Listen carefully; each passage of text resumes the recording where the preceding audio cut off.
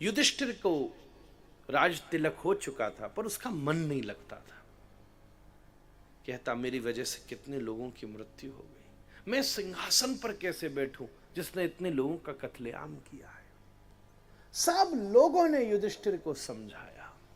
अर्जुन को युद्ध से पहले बाबूजी मोह हुआ, और युधिष्ठिर को युद्ध के बाद शोक हुआ। मैं कैसे बैठूं, अब इस सब का क्या करूंगा, किसका शासन करूंगा, ये सब क्यों चाहिए मुझे अपने जीवन में। खूब समझाया, पर उसकी समझ में नहीं आया। श्री कृष्ण तक ने समझा लिया तो न समझ में आया।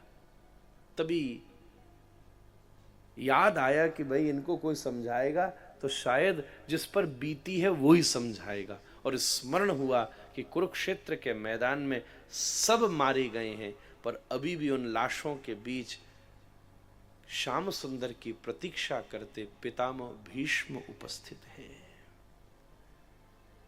श्री कृष्ण ने योजना बनाई कि चलो पहले हम भीष्म का दर्शन करावें। सब जनों को लेकर के श्री कृष्ण, युधिष्ठिर, अर्जुन उस कुरुक्षेत्र के मैदान पर आए। महाभारत जी कहती हैं भगवान ने जिस जिसका दर्शन किया वो सब चतुर्भुज होकर वैकुंठ मुक्त हो गए। सब शरीर पड़े थे। ठीक उनके बीच में शरशैया के ऊपर, जिनके रोम रोम से अनेकों अनेक बाण घुसे हुए थे, कितने श्रेष्ठ भक्त। बड़े से बड़े दुष्ट को भी 2 तीर, 3 तीर, 4 तीर, 5 तीर लगे थे तापरिया जी।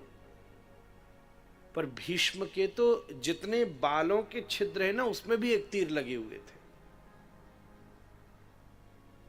किसी ने हमसे पूछा इतने बड़े भीष्म भक्त जिन्होंने विष्णु सहस्त्र नाम प्रकट किया, उनको इतना कष्ट क्यों सहना पड़ा। इतने तीर तो दुर्योधन को भी नहीं लगे, जिसने सब गड़बड़ किया। शकुनी को भी इतनी अधो मृत्यु नहीं मिली।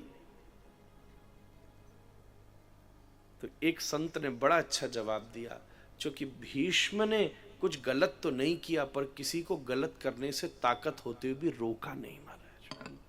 ये जीवन में सबसे बड़ा अपराध है। उनके पास सामर्थ्य थी कि वो द्रौपदी की उस भरी सभा को टाल सकते थे। उनके पास सामर्थ्य थी कि वो व्यवस्था में अगर उस समय वो भी पांडवों की तरफ खड़े हो जाते तो ये बात युद्ध के मैदान तक पहुंचती नहीं। किसी की ताकत नहीं थी, सब भीष्म के बल पर उछल रहे थे। पर उन्होंने अपने आप को अपनी निजी कमिटमेंट में इतना इनक्लोज्ड कर लिया कि बात इतनी हद से ज्यादा आगे बढ़ गई। शरीर में बाण पे बाण लगे थे। दूर से कृष्ण को देखकर आते भीष्म के मुख पर मुस्कुराहट आई, जैसे किसी को रेगिस्तान में कोई बड़ा सुंदर मीठे पानी का सरोवर मिल गया। श्री कृष्ण आके सामने खड़े हुए, लगे तीर के हाथ से उठा के, शरीर में रक्त भी नहीं बचा था। हाथ जोड़कर भीष्म बोले, बस इतनी सी कृपा थी, इच्छा मृत्यु पिताजी ने दे दी थी तो वो डिसाइड कर सकते थे कि मैं कब मरूं। ऐसी परिस्थिति हमारी लाइफ में भी बहुत बार होती है।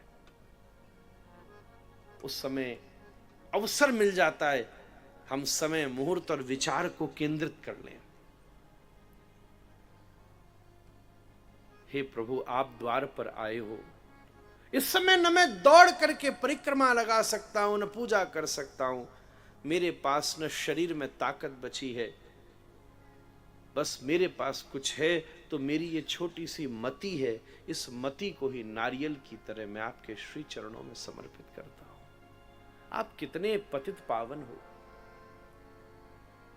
हे प्रभु, मैंने प्रतिज्ञा की थी कि मैं आपसे शस्त्र उठवा कर रहूंगा, और आपने उस प्रतिज्ञा को पूरा करने के लिए अपनी प्रतिज्ञा का भी परित्याग कर दिया।